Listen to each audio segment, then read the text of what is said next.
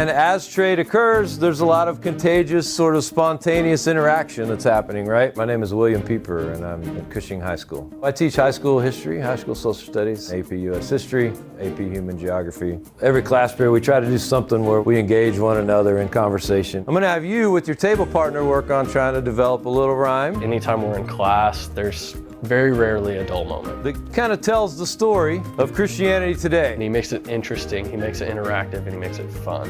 And so a lot of the times we have activities. Nice, all right, 3 claps, ready to go. I was never a student that just loved sitting in lectures all the time. So as a teacher, I also gravitate towards more collaborative, interactive, or engaging kind of things.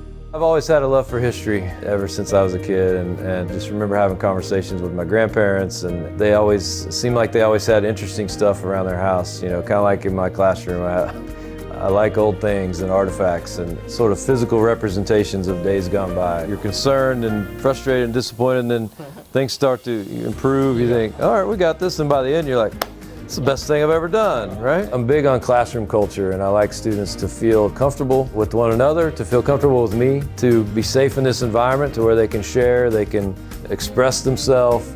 My very first year, I was a high school history teacher and was also the head boys basketball coach. Our first day of basketball practice, I had a young 16-year-old collapse and die on the basketball court during our very first practice. It played an impact and a role, I guess, on my entire career as a teacher and a coach. You can't take things for granted.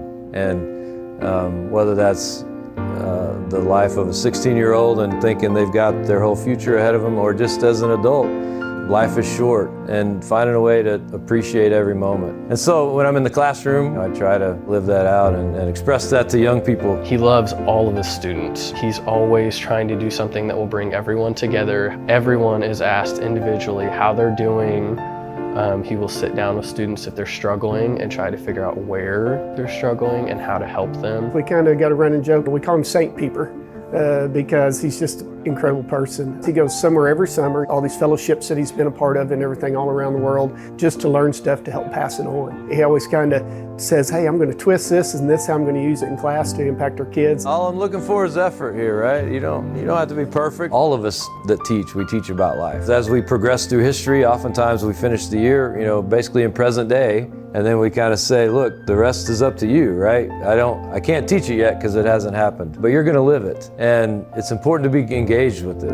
As a teacher, I think you can really make a difference. And my goal is to make a difference every day. Time flies when you're having fun, doesn't it? I love what I do, and I feel at home here, and the classroom's where I belong.